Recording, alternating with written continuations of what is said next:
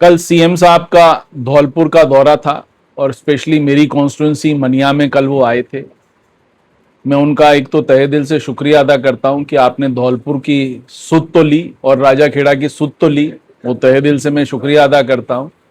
और एक चीज के लिए उनको शुक्रिया अदा करता हूं कि उनने राजाखेड़ा के लिए एक पुल की मंजूरी करी है, उसके लिए उनका बहुत बहुत धन्यवाद। बाकी तो वो कोई चीज अनाउंसमेंट करके नहीं गए। बजट अनाउंसमेंट 2 साल से हुआ है कि राजाखेड़ा को आपको मंडी यार्ड देना है, आज तक उसकी मंडी यार्ड की जमीन अलॉट नहीं हुई। जमीन अलॉट भी कर दी कलेक्टर ने तो उसके पैसे आज तक जमा नहीं। तो मतलब बजट घोषणा जो है 2 साल से अधूरी पड़ी। आपने क्या कहा कि साहब हम लाठ वाली माता और रहना वाली माता पर पैसा खर्च करेंगे उनके ब्यूटिफिकेशन पे। ये तो ऑलरेडी बजट अनाउंसमेंट है, वापस अनाउंस कर गए। अरे यार कोई जगह आए हो, कुछ तो सोचो कि कुछ तो नई चीज अनाउंस करके जाओगे।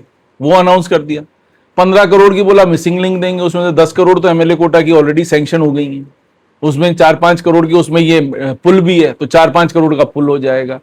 तो ये सौगात देके गए वो धौलपुर राजाखेड़ा को, धौलपुर में कुछ नहीं देके गए। आज उनने क्या करा, 148 करोड़ के लोकार्पण मतलब इनके जमाने के काम सैंक्शन नहीं थे, वो काम सैंक्शन थे कांग्रेस रेजिम में। उसमें 101 करोड़ का तो 220 केवीए का सबस्टेशन था मनिया का, जो हम पहले ही बजट अनाउंसमेंट कर चुके थे और जिसपे काम चालू था, क्योंकि उसकी लाइन खींचनी थी इसलिए उसमें टाइम लगा। 8.5 करोड़ का नागर का एनीकट 2.5 साल पहले बन के तैयार हो गया, 2.5 साल से वहां पानी रुका हुआ है, उसमें 2 बच्चों के डूबने से डेथ हो गई, उसका लोकार्पण करे। कितनी बार करोगे? कभी शिलान्यास, और शिलान्यास कितने करोड़ का हुआ? शिलान्यास हुआ 21 करोड़ का। मतलब कहां तो वो लास्ट टाइम अनाउंस करके गए थे 2000 करोड़, तो 2000 करोड़ के काम कहां हैं वो तो बताओ धौलपुर को। 21 करोड़ के टोटल कामों का शिलान्यास करके गए, उसमें से 14 करोड़ रुपए है नए काम के लिए नहीं है, 14 करोड़ रुपए है रेनोवेशन ऑफ पार्वती डैम, जिसमें उन गेट्स का रेनोवेशन होना है। और गेट यदि ऊपर होंगे तो उसमें कई गांव डूबेंगे, जो अभी इनको सर्वे करके निकालना पड़ेगा कौन से गांव डूबेंगे। और 6 करोड़ रुपए का कोई औषधि केंद्र है जो सीएमएचओ ऑफिस के पास नया बनना है। ये तो टोटल अनाउंसमेंट है। अब आप मेरे को बताओ, 2.5 करोड़ का वो अनाउंस करके गए कि हम वहां पर स्टेडियम बना देंगे। स्टेडियम लायक वहां जमीन ही नहीं है, ये हम पहले ही अनाउंस करवा चुके थे। हमने पहले अनाउंस कराया था बट हमें बंद करना पड़ा वहां पर, क्योंकि स्टेडियम लायक वो जमीन ही नहीं है।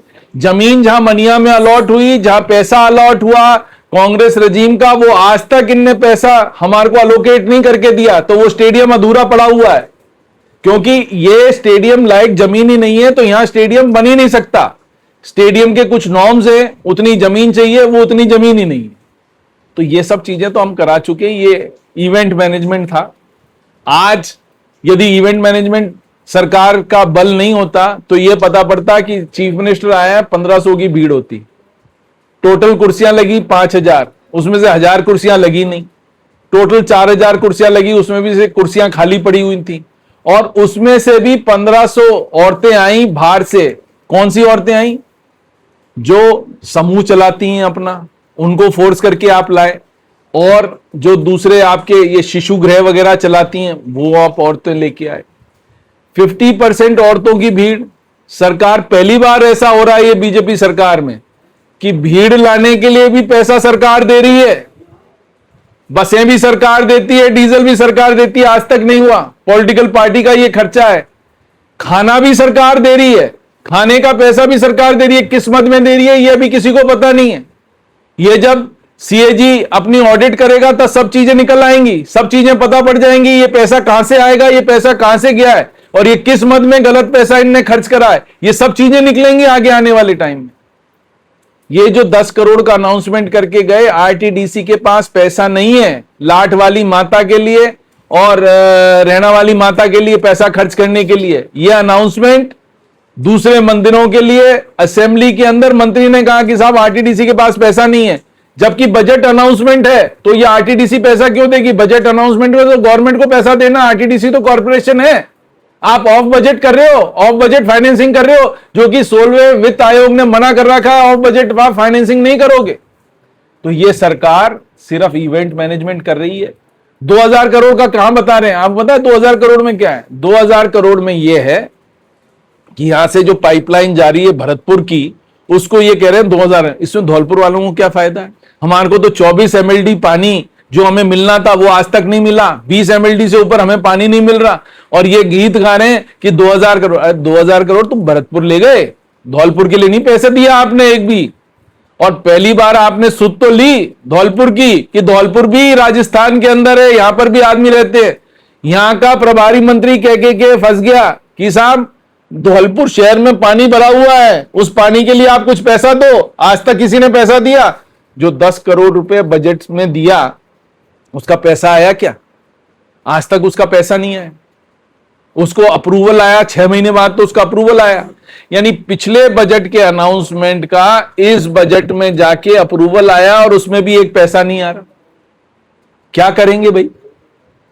आदमी यहां है नहीं, एसडीएम, लोकल एसडीएम कोई है नहीं, आपके पास है इतनी सारी पोस्टें, क्या लग रहे हो बीजेपी वाले यहां से आदमियों को भेज दो। अरे आदमी लेके तो आओ, आदमी चले जाएंगे तो काम कहां होंगे? काम ही नहीं हो रहे हैं आदमी। बच्चे आज कई स्कूल तो मेरे यहां ऐसे कर दिए जहां बच्चे तरस रहे, हम वो भी, मैंने उनको भी कह दिया कि ताले लगाओ स्कूलों पे और बैठ जाओ धरने पे, अपने आप समझ में आ जाएगी सरकार को। अतरौली का स्कूल है, वहां पर जितने सीनियर टीचर है सबके ट्रांसफर कर दिए।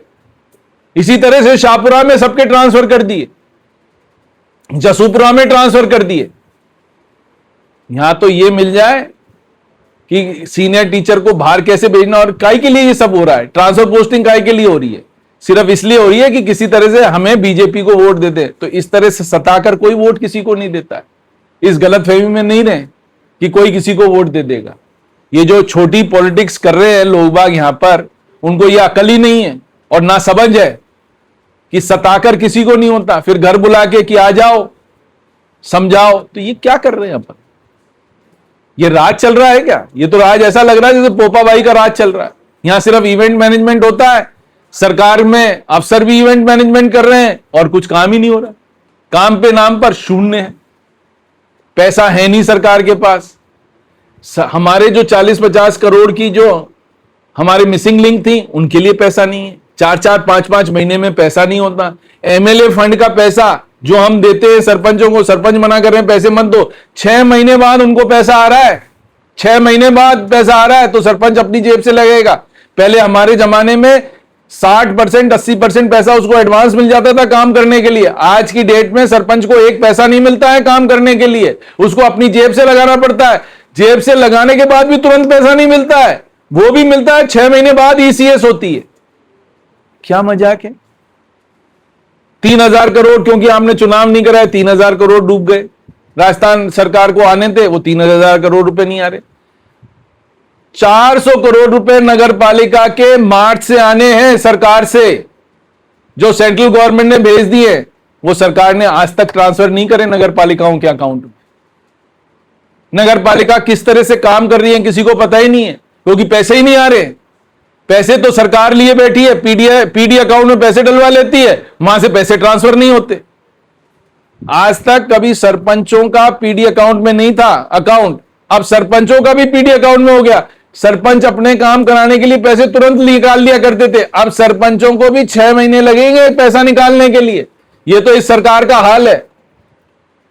सरकार 2 साल में इनने यह हाल कर दिया है कि सब स्टेट्स में हम नीचे से तीसरे नंबर पर आ गए लोन के। उसमें हमारा 36.3% जीडीपी का लोन हो गया है, जीएसडीपी का लोन हो गया है राजस्थान सरकार पे। हमारे से ऊपर कौन है? हमारे से ऊपर है वेस्ट बंगाल 37.6% पे, और इसके बाद है पंजाब 46% पे। पंजाब में एमएलए फंड का पैसा ही नहीं मिलता है, क्योंकि उनके पास पैसा ही नहीं है, सैलरी नहीं आती है। यहां पर भी यही होने वाला है, फिजूल खर्ची में तो पैसा जा रहा है। आपको पता है लास्ट ईयर इनने बजट में अनाउंस करा कि हम 55,000 करोड़ रुपया नए प्रोजेक्ट्स पे, नए डेवलपमेंट पे, नए रोड्स पे, इंफ्रास्ट्रक्चर पे खर्च करेंगे। खर्च कितना करा साहब? 52%, टोटल 52%। वो इसलिए नहीं खर्च कर पाए क्योंकि एफआरबीएम की लिमिट लगी हुई है। एफआरबीएम की लिमिट है कि 3% से ज्यादा आप आपका जीएसडीपी का आपका डेफिसिट नहीं हो सकता, बट इनका 4.3% था, उसको भी ये क्रॉस कर गए। और एफआरबीएम में क्यों, हमने और आपने एफआरबीएम सब पूरे विधानसभा ने पास करी, आप उसको भी अडेयर नहीं कर रहे। तो हालतें इतनी खराब होने वाली हैं स्टेट की, आप मान के चलिएगा कि अगले 6 महीने में आप मान के चलिएगा कि ये स्टेट बद से बदतर होने वाला है। यहां हो सकता है थोड़े 6 महीने बाद आपको सैलरीज के लिए भी सरकारी नौकरों को लाले पड़ जाए, आपको सैलरीज भी नहीं मिलेगी। जी, 2 साल हो गए हैं और धौलपुर शहर की 66 से अधिक कॉलोनियां जलमग्न में, सड़कें टूटी फूटी हुई है। कल सीएम साहब धौलपुर आए, उनको लोग यहाँ के लोगों को काफी इच्छा थी कि विशेष पैकेज देके जाएंगे, लेकिन ऐसा नहीं। विशेष पैकेज देंगे कहां से, पैसा होगा तो विशेष पैकेज दें।